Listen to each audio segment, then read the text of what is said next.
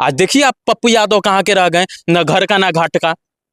Party का भी विलय कर दिए और वहां पे टिकट भी उनको नहीं दे रहे हैं। पूर्णिया का बेटा है कौन? पप्पू यादव। वो आम आवाम की बात को सुनता है। वहां की जनता को हमें लगता है कि कहीं ना कहीं पप्पू यादव को स्वीकार करना चाहिए और पप्पू यादव को बृहद से बृहद घन मजबूती देकर जिताना चाहिए। लालू परिवार और लालू की पार्टी यह सोचता है कि अगर अपने कोटा से इस व्यक्ति को हम टिकट देते हैं तो ये कांग्रेस में मजबूत हो जाएगा, मजबूती हासिल कर लेगा, बिहार का बेटा माना जाएगा, बिहार का गौरव बन जाएगा और मेरे बेटे का जो सोना का चम्मच वाला जो हाल है वो चम्मच कहीं बिछुल जाए। कांग्रेस के भी जो यहाँ के शीर्ष नेतृत्व करने वाले हैं प्रदेश के, वो भी सोचते हैं कि पप्पू यादव जो है बिहार में ऑलरेडी एक सेलिब्रिटी से ज़्यादा माने जाने वाले लोग हैं और पप्पू यादव गरीबों का मसीहा बोले जाने वाले लोग हैं। तो पप्पू यादव को अगर यहाँ का अगर आला कमान स्वीकार कर रहा है, प्रदेश का नेतृत्व दे रहा है, तो पप्पू यादव ऑलरेडी मजबूत होते हैं। चलिए फिर से हम बात कर रहे हैं पूर्णिया लोकसभा क्षेत्र पे काफी चर्चा में बना हुआ है, इसी मुद्दे पर बात कर रहे हैं। हमारे साथ अभिषेक पांडे हैं, इनसे बात कर। सबसे पहले तो स्वागत है हमारे चैनल में। बहुत बहुत धन्यवाद जो अपने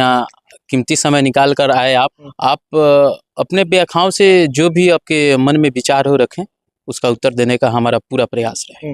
जैसे बिहार में बहुत 40 लोकसभा सीटें, लेकिन सबसे ज़्यादा चर्चा पूर्णिया सीट की हो रही है क्योंकि पप्पू यादव वहाँ से नामांकन करते हैं और कांग्रेस में विलय की बात भी चल रही थी, विलय भी शायद हुए थे उनका पार्टी। लेकिन अभी जैसे क्यास लगाया जा रहा था, जैसे कल बीमा भारती में नामांकन करती है महागठबंधन से ही, और उसी दल जैसे कि जो इंडिया गठबंधन है उससे कांग्रेस भी नामांकन करती है। इस पर क्या कहेंगे? इंडियन अलायंस जो है कहीं ना कहीं वो अपने आप को इसी से नकारात्मक दिशाओं की ओर जाती है, अग्रसर होती है। इंडियन गठबंधन को यह सोचनी चाहिए कि किस व्यक्ति को किस जगह से चयन करेंगे वह उस जगह का भविष्य होगा और वहाँ के जनता उसे स्वीकार करेंगे।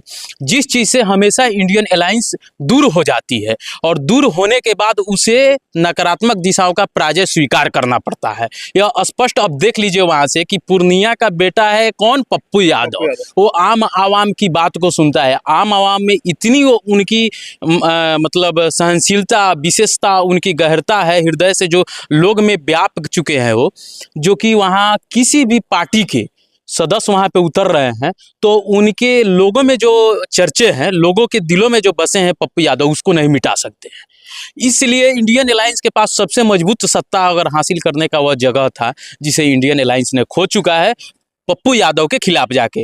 अब देखिए पप्पू यादव की मूर्खता उस जगह से चालू होती है, पर पप्पू यादव बहुत अच्छे एक राजनेता हैं, इसमें कतई दिक्कत की बात नहीं है। लेकिन पप्पू यादव कभी कभी कुछ निगेटिव थिंकिंग कैसे सोच लेते हैं, या उनको समझाने वाला व्यक्ति या वो अपने आप जो सोचते हैं वही उनको बार बार पीछे जो शून्य से चलकर बढ़ते हैं और फिर शून्य पे आ जाते हैं, कहीं ना कहीं यही हो जाती है उनके साथ। अब देखिए उनकी जब एक क्षेत्रीय पार्टी थी तो हर एक व्यक्ति की जो पार्टी है, आप देखें 5 सीट से लेकर और 1 सीट के लिए भी उसने गठबंधन किया, अपने पार्टी का विलय नहीं किया है। पप्पू यादव यहीं पे नकारात्मक दिशा की ओर चले जाते हैं कि अपने पार्टी का विलय करके उनको कदाचित विलय नहीं करना चाहिए था। अगर 1 सीट की बात थी तो अपने दावेदारी को एक अपने पार्टी से, अपने सिंबल से पेश करते। आज जो उनके साथ वो बोला है ना, आज बोला है ना कि मेरे साथ घात हो रहा है, हमारे टिकट को लेकर हम पे जो मतलब समझिए कि आपत्ति हो रही है, तो इंडियन अलायंस में उन्होंने विलय क्यों किया जब उनकी दावेदारी को स्वीकार नहीं किया जा रहा था? तो अपार जनसंख्या समर्थन भी था उनके, अपार जन की समर्थन से स्वीकार से, अपार जन की राय से तो उन्होंने विलय नहीं किया। अपार जन उनको चाहता था, अपार जन उनको मानता था, लेकिन आप अपने पूरे ताकत को किसी और के लिए क्यों विलय कर सकते हैं जी? आप में वो ताकत, आप में वो हौसला यहाँ के आम जन ने दिए हैं।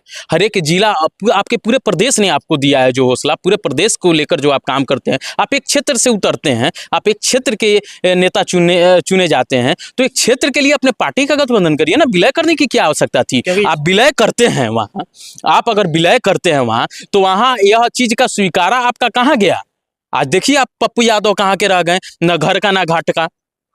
पार्टी का भी विलय कर दिए और वहां पे टिकट भी उनको नहीं दे रहे हैं। इंडियन अलायंस का जो कोटा है, आरजेडी कोटा में वहां के टिकट चली गई है और इंडियन अलायंस कहीं ना कहीं जाकर उन्हें अपने कोटा का समर्थन न करेगी। एक टिकट के लिए पूरे 40 सीटों पर उसके खिलाफ तो नहीं जा सकती है ना।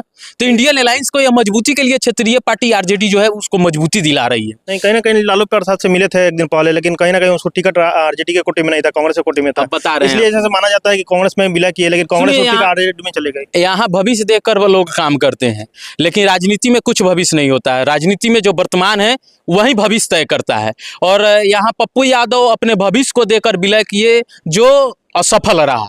अब पप्पू यादव सोचे कि अगर आरजेडी में हम विलय करते हैं, उनकी मानसिकता यही है लालू यादव की कि वो आरजेडी में विलय करे, लेकिन उन्होंने विलय किस में किया? कांग्रेस में किया, एक राष्ट्रीय पार्टी। ये भी बिल्कुल सही बात है कि क्षेत्रीय पार्टी तो स्वयं था बेचारा का पार्टी, तो ये क्षेत्रीय पार्टी में क्यों विलय करे?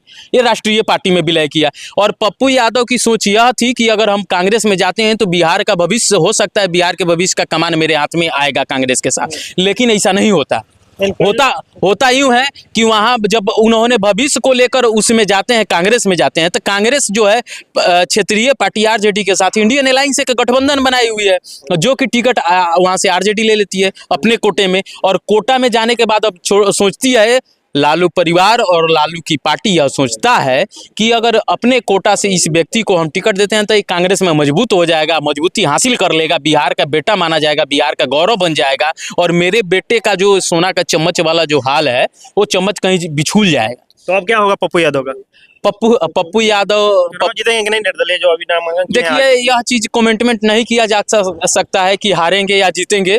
खैर, या वहाँ की जनता को हमें लगता है कि कहीं ना कहीं पप्पू यादव को स्वीकार करना चाहिए और पप्पू यादव को बृहद से बृहद घन मजबूती देकर जिताना चाहिए। यही पटल है सुनहरा पूर्णिया की अक्षरों में लिखे जाने की। क्योंकि एक तरफ जैसे देखा जाता है कि वहाँ एनडीए और इंडिया के बीच लड़ाई नहीं है, वहाँ गठबंधन में ही लड़ाई चल रही है, पप्पू यादव और जैसे बीमा भारती। हाँ, बीमा भारती के बीच ही लड़ाई है। तीसरा पार्टी हो सकता है कि ये दोनों बीच की लड़ाई में तीसरे पार्टी की आनंदमय कहानी न बन जाए, तीसरी पार्टी विजयी न हो जाए। हमेशा यही देखने को मिला है कि दो व्यक्ति की लड़ाई में तीसरा व्यक्ति विजयी बन जाता है। जो होगा, जैसे एक तरफ कहा जा रहा है कि जैसे कांग्रेस के जो आलाकमान है, जो बड़े लीडर हैं, वो उनको टिकट नहीं देते हैं क्योंकि उनका कद बड़ा हो जाएगा कांग्रेस पार्टी में और वो मतलब पूरा दबदबा बना देंगे। हाँ, कांग्रेस के भी जो यहाँ के शीर्ष नेतृत्व करने वाले हैं प्रदेश के, वो भी सोचते हैं कि पप्पू यादव जो है बिहार में ऑलरेडी एक सेलिब्रिटी से ज़्यादा माने जाने वाले लोग हैं और पप्पू यादव गरीबों का मसीहा बोले जाने वाले लोग हैं। तो पप्पू यादव को अगर यहाँ का आलाकमान स्वीकार कर रहा है, प्रदेश का नेतृत्व दे रहा है, तो पप्पू यादव ऑलरेडी मजबूत होते हैं। और पप्पू यादव मजबूत हो जाते हैं तो दूसरे के छवि जो लौक रही है कि भविष्य का नेतृत्व करने को हमको प्रदेश में मिलेगा, वो हो सकता है पप्पू यादव को चला जाए। नेतृत्व की चिंता करके यहाँ पे लोग जो है अपने मत को भड़का रहे हैं और अपने परिवारवाद से दूर नहीं हो पा रहे हैं। अभिषेक पांडे थे, बात किया पूर्णिया लोकसभा सीट पे जो अभी काफी हॉट सीट बना हुआ है।